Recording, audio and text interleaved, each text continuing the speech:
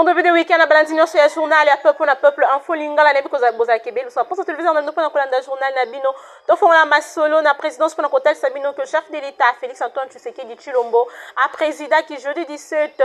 juillet na cité à Union africaine cérémonie à signature ya accord ya principe entre gouvernement congolais na entreprise américaine Cobalt Métallis pona oyo etali exploitation minière na RDC ministre ya mino ya RDC na directeur général ya Métallis nde basinyaki accord yango oyo fongola nzela na ba investisseurs américaine pour le secteur minier pour poursuivre le journal Nabiso l'Assemblée nationale pour considérer bino que deuxième vice-président Christophe Mbosso Ayambaki jeudi 17 juillet n'a parlé du peuple bas députés nationaux il y a grand bandundu ensemble babetaki masolo il y a indemnisation il y a ba victime il y a guerre il y a espace grand bandundu bolanda. Deuxième vice-président ya Assemblée nationale, honorable Christophe Mbosso Nkodiampwanga ayambaki ba député nationaux ya Grand Bandundu. Jeudi 17 juillet 2025 na bureau na ye na palais du peuple. Tina masolo na bango ezalaki mingi penza affaire ya indemnisation ba victime ya ba guerre na espace ya Grand Bandundu. Initiative ya président de la République Félix Antoine Tshisekedi Tshilombo oyo azali ko superviser et paye ya FONAREV, Fonds national pour la réparation et l'indemnisation des victimes. FONAREV oyo Fonds national pour la réparation et l'indemnisation ya ba victime na cadre ya lancement ya ba activité na bango na Grand Bandundu. Oyo va proposer rencontre na Kenge Kwango boyeko banda le 22 kino le 24 juillet 2025 pour la mission ya sensibilisation na perspective ya identification pe ya indemnisation ya ba victime ya mobondo pe ya ba conflit misusu oyo eleka na Grand Bandundu depuis 1993. FONAREV a sollicité ki na tina wana implication pe accompagnement ya ba députés nationaux pe provinciaux ya Grand Bandundu. Yangonde et justifia ki bokutani oyo ya ba président ya ba kokis ya ba honorable député ya Grand Bandundu elongo na Mbosso Nkodiampwanga Christophe, grand notable ya Grand Bandundu pe deuxième vice-président ya Assemblée nationale pour na kokanisa na oyo etali réussite ya activité oyo. Na masolo mususu bosengeli kosimba que vice-premier ministre pe ministre ya économie nationale professeur Daniel Mukoko Samba ayambaki na cabinet na ya musala ba banqueur basireur pe ba société ya mobile monnaie pour na ko formaliser secteur oyo pour la reportage ya Fabrice Ndompe héritier Mapine. Lancé dans le mois de mars 2025 et par ya ministre ya économie nationale processus babengi formalisation ya économie informelle na République démocratique du Congo eza na phase na yango ya maturation. Bosimba pe boyeba ke jeudi 17 juillet 2025 vice-premier ministre pe ministre ya économie nationale professeur Dr Daniel Mukoko Samba azalaki en face ya ba banquier ba assureur pe ba mobile money oyo bazali koevre na République démocratique du Congo. Objectif ya bokutani oyo ezalaki bongo kotia en place cadre moko ya collaboration entre ba banque, ba société ya assurance pe mobile money et longo na gouvernement ya République démocratique du Congo na long processus moko oyo e kozala bongo na mission ya komema vers l'état ba acteur nyonso oyo bazali ko échapper na circuit officiel po ete ba yebama pe ba bénéficier na ba avantage mususu oyo ezali lié na ba activité boye na tina wana gouvernement azali ko tenir ko accompagner ba partenaire oyo nyonso touti koloba oyo bazali cité pour na ko aménager ba espace nyonso à travers ville ya Kinshasa capitale ya République démocratique du Congo pour na ko luka ndenge nini ko encadrer ba informel ba yeba na ko kota na circuit bongo formel boye a présenter ki ba action oyo ezali déjà mené ezali oyo ezali en cours d'exécution. Professeur Dr Daniel Mukoko Samba a souligné que première phase oyo a considéré identification ya ba acteurs informels na 14 communes ya ville ya Kinshasa. Boye processus ya localisation yango ezali déjà clôturé pe na 6 communes mobimba atalisi ke ba interlocuteur oyo nyonso logiciel ya collecte ya ba données ezalaki bongo etiamaki sur pied pour na processus ya monene oyo boye na ko réagir na ba propos oyo ezalaki tenu epai ya bapaya na ye ba acteur privé ya secteur financier bango ba poser quelques questions pour bayeba na ko s'imprégner na processus oyo ya formalisation ya économie informelle. Bango nyonso basalaki ba proposition na sens ya koluka ndenge nini ko enrichir projet oyo pour na formalisation eyeba na kozala obstacle te na fardeau to mokumba monene ya développement ya activité commerciale pe ya acteurs formalisés oyo ezali bongo multiplicité ya ba service ya assiette. Bango nyonso bazali ko apprécier démarche oyo pe bazali ko solliciter epai ya gouvernement, bazali ko promettre ko jouer rôle moko ya malonga na écosystème pe ba rassurer ndenge Willy Mulamba, deuxième vice-président ya Association congolaise des banques ACB na Mokuse. Boye RDC 80% ya misala ezali bongo na maboko ya secteur informel. Natina wana vice-premier ministre pe ministre ya économie nationale a rassuré bango ke akoko ba processus oyo ya formalisation ya économie informelle na ensemble ya République démocratique du Congo kino objectif na yango ekozala bongo atteint. Ezali bongo ya komema réponse na engagement ya liboso ya programme quinquennal ya président de la République chef de l'État Félix Antoine Tshisekedi Tshilombo. Mingi penza likambo etali ko créer misala ibele. Dans ce moment, nous sommes Kosimba que reporter ya info lingala journal la peuple pour na peuple basala qui constant na avenue des Huileries ndengeni ni colonel moko ya pêcheur azos reculer circulation sans tracasserie Bolanda reportage ya Christian Kengebini.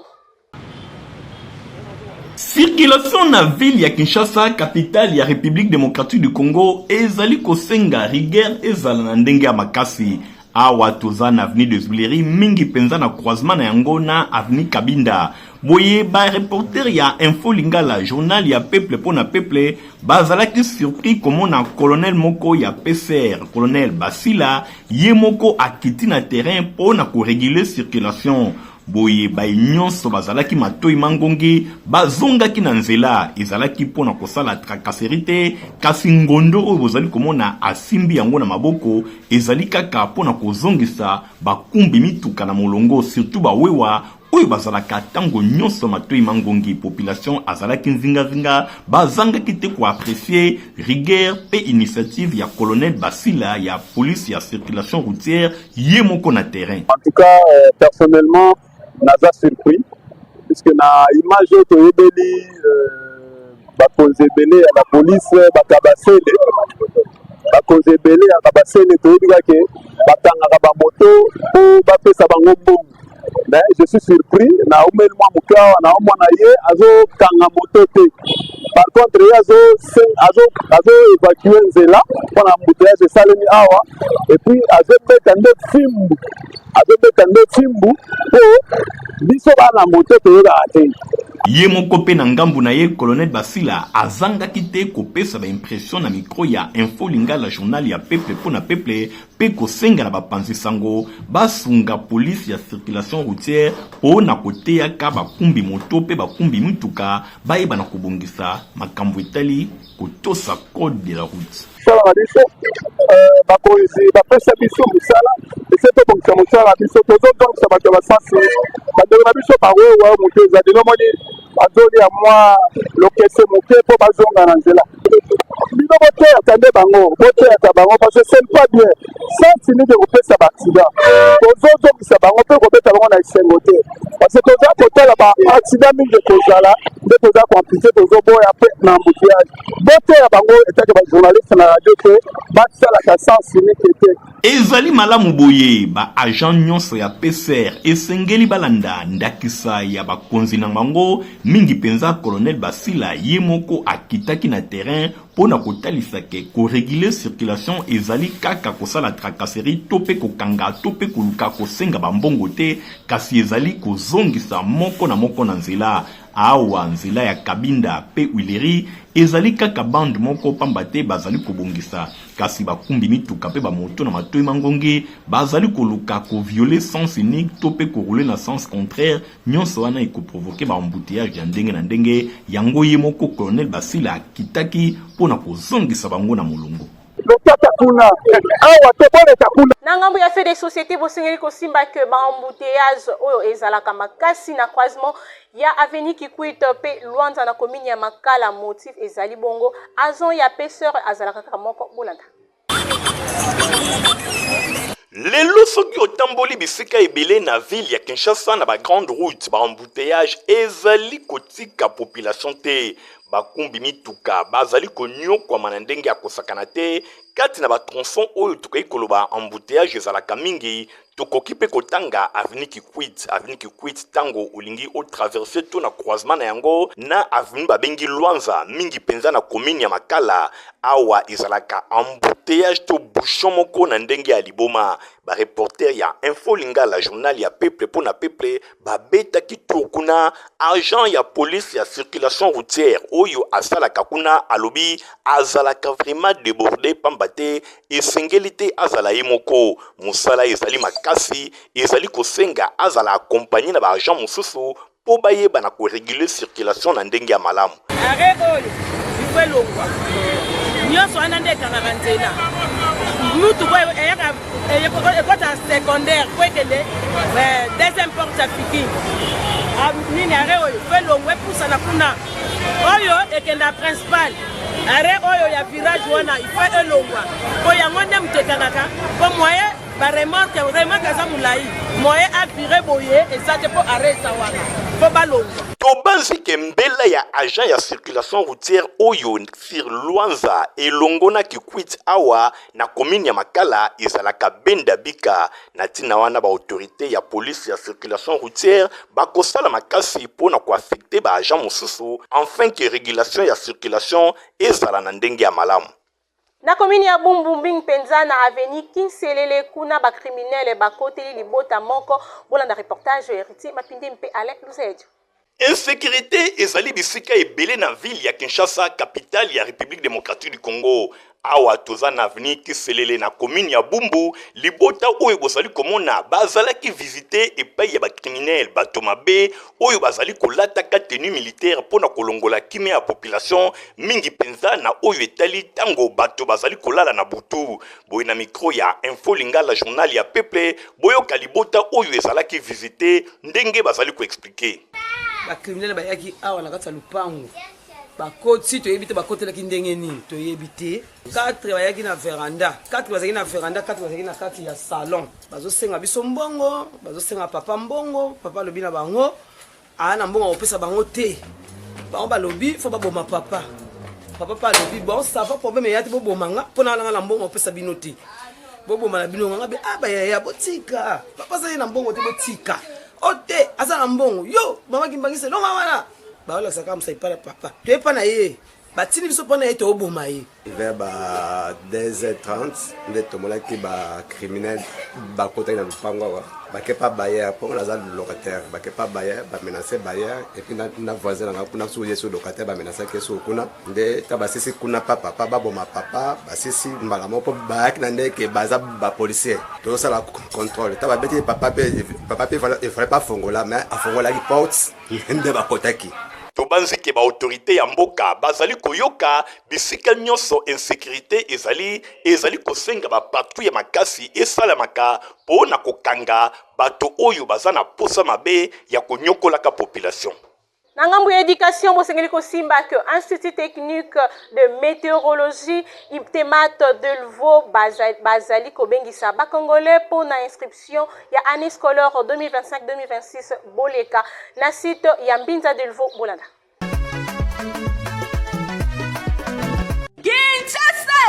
Boyo kasangola memeli bino na oyo etali bongo ba formation ekuba na domaine technique ya solo ya ngonde esalaka ke ba benga bana na bino ba ingénieur yoka pona année scolaire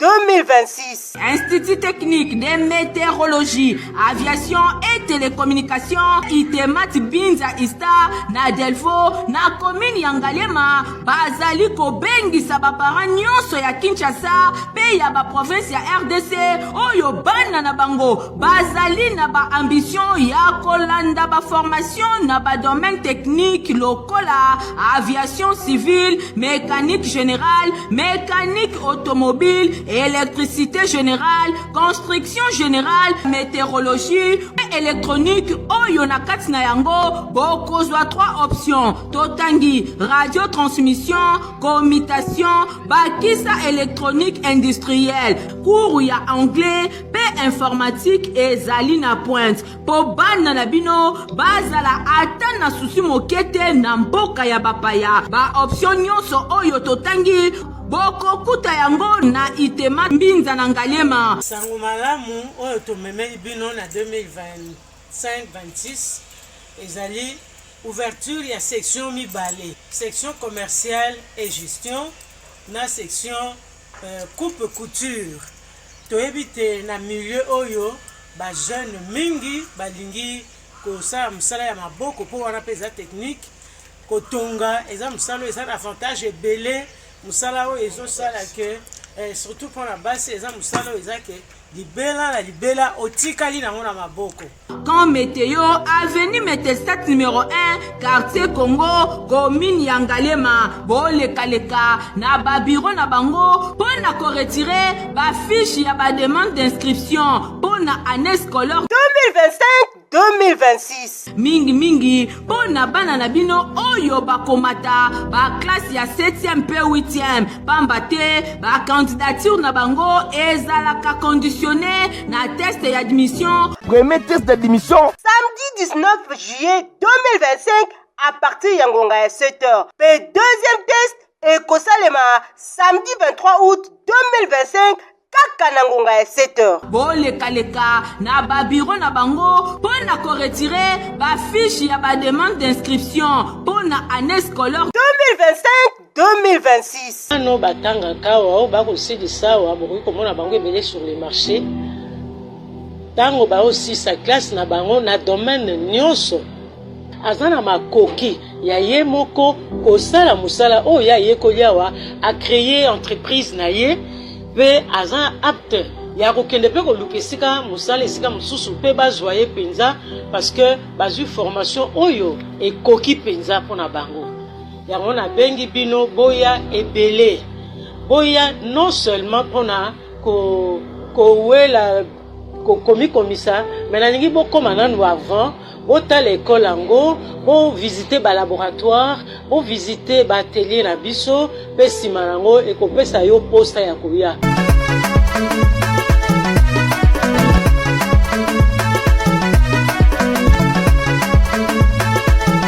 Inauguration ya complexe scolaire Mama Pemba D et Salimaki Kitoko na école ya Fondation Nerombungu nyonso elekaki samedi 12 juillet na siège ya école oyo ezwami na avenue Mwanga numéro 11 na quartier de la Paix na commune ya Kisensobola na reportage Héritier Mapindemi.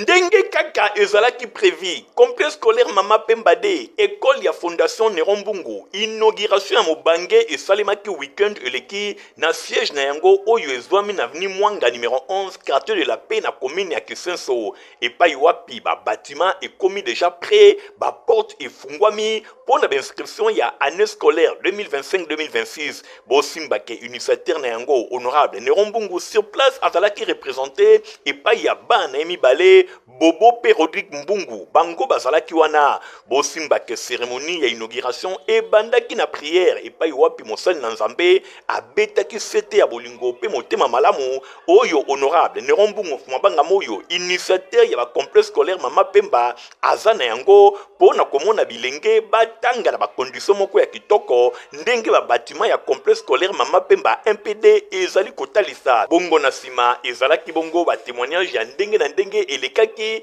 bakataki pe ruban symbolique bongo na sima basali na Nzambe bazwaki possession ya esika oyo ba prière to ba intercession ya kafu esalemaki bosimba pe boyebake honorable Nerombungu Fumabanga moyo azalaka mosali na Nzambe nde azali makasi na ye tango nyonso œuvre na ye ezalaka dédié epai ya Nzambe ndenge bozali komona prière etokaki kotoka bongo na sima basali na Nzambe basambelelaki Rodrigue pe Bobo Mbungu bango mutu ba représentaki honorable Nerombungu na sima visite guidée esalemaki pona kotala ba bâtiment ba salle de classe bien aéré et tongami na ba condition moko ya kitoko bana complexe scolaire Mama Pemba D bakotanga lokola kaka bana complexe scolaire Mama Pemba 1 batangaka nyonso wana na bokasi ya yemoko honorable Nerombungu na makasi oyo azali kotia yango na likambo makambo etali éducation na micro ya Info Lingala boyo kabande kondenge balobi. Tonda njaba apesi biso eve oyo na initiative ya honorable Léon Mbungu que vive Maman Pemba D pour que par la gloire de Dieu et l'initiative du Seigneur, tous les enfants qui vont y étudier ici et tous les personnels qui vont travailler ici soient entre la protection de Dieu. Pour nanga œuvre ou vraiment la fierté nanga non personnellement nga moko na ngona avenir nanga à travers mon conduit son excellence on a bien plus que papa il a quoi ça les biso vraiment ça me bat droit au cœur donc plaisir à trop pour na baleki wa biso ba joie na ciment baba no abiso ndenge ba ko éducation vraiment ba ko l'air bien éduqué parce que les maman Pemba D parce que un déjà ils ont ranassé na bikanga ou ils ont deuxième nango vraiment ils ont fierté na biso mono. Oui mwana ya honorable Néron Mbungu Rodrigue Mbungu oyo azali promoteur ya complexe scolaire Maman Pemba azanga kité kopesa ba précision. Surtout comme ici nzambe mettre le temps et les circonstances pour un journal lelo. Ezalaki facilité pour na biso na boto lelo makambo komela biso mais nzambe pesi biso ka makasi ya ko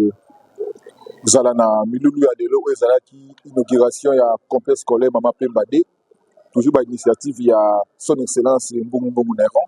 Kaka na weta l'éducation parce qu'il kosimba que Institut technique de météorologie itemat na mukuse ba fongoli déjà ba porte na bango on a inscription ya année scolaire 2025-2026 bo le kanasite ya Barumbu Ista Bonata.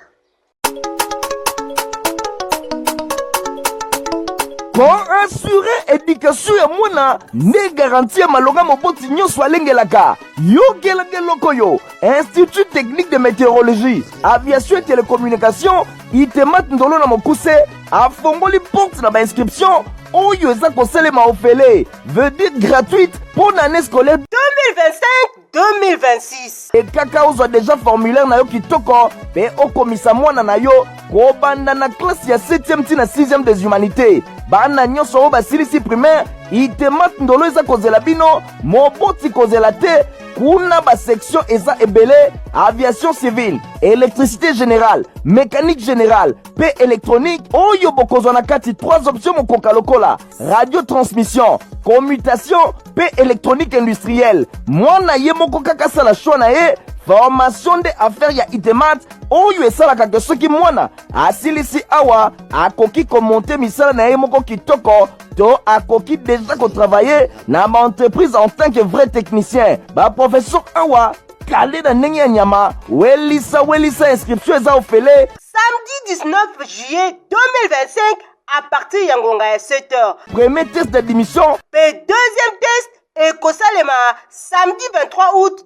2025 kaka na ngonga ya 7h okanisi esili tintin itemat ekanisi bino bato oyo bolingaka kokubisa formation pratique na technique osilisa na yo déjà classe kala kasi olingi renforcer pratique na yo kitoko batieli bino centre de formation à courte durée na badomaine oyo électricité automobile installation des centres solaires oyekola ndenge nini bainstallaka bapanneau solaire ata oza na baprovince mosika masolo awa eza kofungama kitoko koyekola kitoko informatique théorie na pratique nyonso ezali avec balabo na bango moko ekuba na pointe esili te réseau et maintenance électronique awa bokoyekola rebobinage système embarqué vidéosurveillance bacours ya anglais mpe eza kopesama ntango ya koyekola mpe okoma utile na société eleki nanu te bolekaka deja na babiro ya itemat ndolo oyo ezomi na kati ya istandolo avenue aérodrome numéro 3930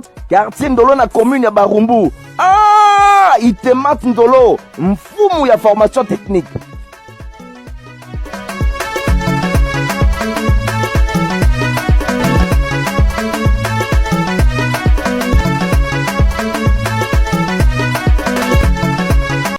religion mosengeli kosimba que midi en prière oyo ekambamaka epai ya pasteur Dede Landu bafongolaki déjà milulu na bango ya minene oyo babengi baptizo Flower 2025 oyo ebandaki mokolo ya lundi 7 ekosila kino le 27 juillet. Bolanda reportage ya Nadi National. kelekele o bana na nzambe mbote boyoka sikoyo sango malamu oyo na memeli bino midi en prière na bokambemi ya pasteur Dede Landu babengisi bana na nzambe nyonso na 21 jours de jeûne et prière oyo babengi yango Baptizo Fire 2025. Yepai wapi ekobanda lundi 7 au dimanche 27 juillet bana na nzambe bobenga mibino nyonso na moma kitoko oyo ya mabondeli epai wapi ekopesa nzela na basali na nzambe ya nguya oyo bakodefile pona kote ya liloba na bomoi tokozala bongo na apôtre Roland Dalo, prophète Joe Grace Mwenze, pasteur Lor Lombo, pasteur Roy Bondo, pasteur Parfait Mavungu, apôtre Narcisse Magila, pasteur Annie Kondo, pasteur Henri Papa Moulaja, pasteur Vicky Yomba, pe oti ya Milulu, pasteur Dede Landu, papa, mama, elenge mwasito elenge mobali, korate pasano oyo te midi en prière epe sibiso, bambate na nzela ya kokila, pe ya kobondela, kolo akangolaka, na ndenge ya kosaka na te. Yo moto zala ba problème kilikili, yaka na temps fort oyo, midi en prière ebongisi po na bino. Baptizo Fire 2025, okozala délivré totalement. Mwana mama, yoka, Baptizo Fire 2025 oyo, ekosalema na 3 vacations, c'est-à-dire na tongo, na ngonga ya 5h30 kino 7h15, ekobanda koleka na page Facebook ya pasteur de Landu. Deuxième vacation, ekobanda koleka na midi en prière, pe 3e ekobanda kosalema, na ngonga ya 16h, kuna na église mission apostolique Golgotha, oyo ezwami na commune ya Kasavubu, référence rond-point Kimpwanza. Baptizo Fire, Baptizo Feu, Baptizo Moto. En tout Baptizo cas, Fire 2025. Nous allons avoir communiqué nécrologique Bolanda.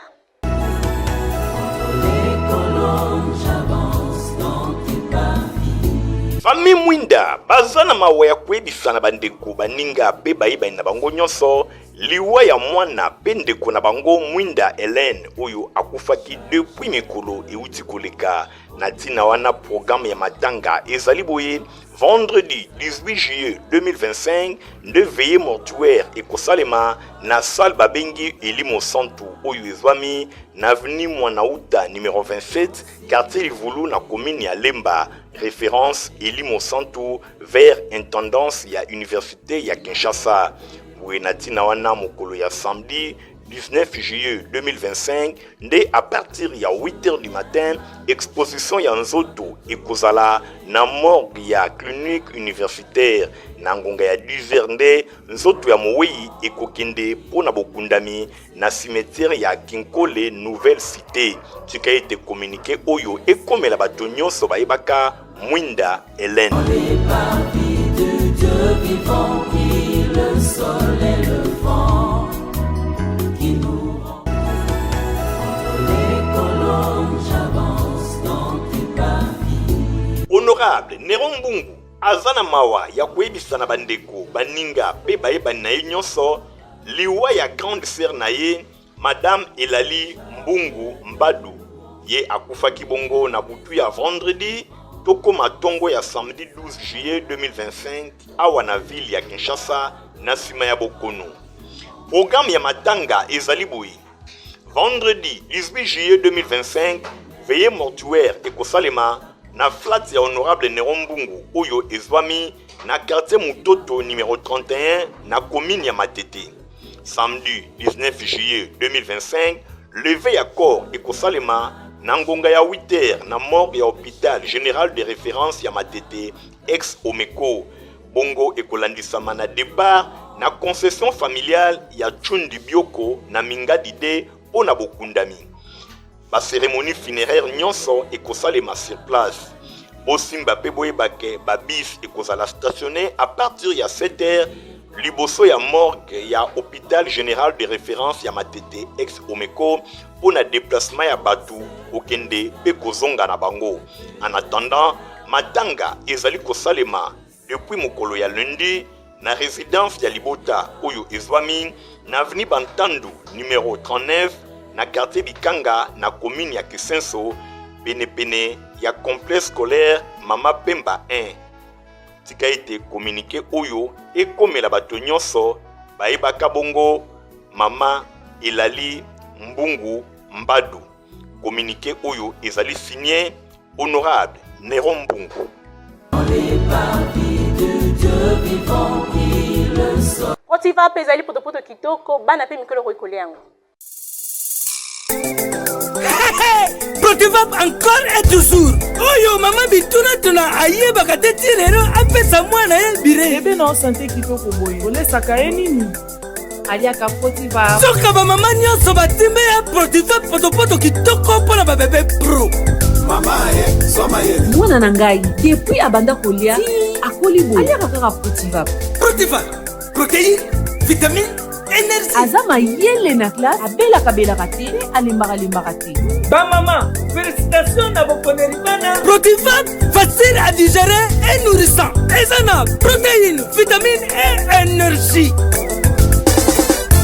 Hey, bébé na yo kitoko ninyo esaka.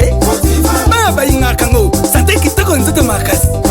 Matemi disa, mama letsa mwana. Sukana mbimbi, oye sukana mbimbi. Protivap, pro bébé pro. Produit par Chris SARL. Nina ngwesi la kate journal la peuple na peuple ekomi na suka soki bosepeki une édition le pesa merci bongo na Fabrice Lundombi wazaki na sima ya caméra montage sima avec paka kaipa na yemoko Fabrice Lundombi journal peuple na peuple zaka supervisé par ya héritier mapinde minga metro ni ko les ko ya avoir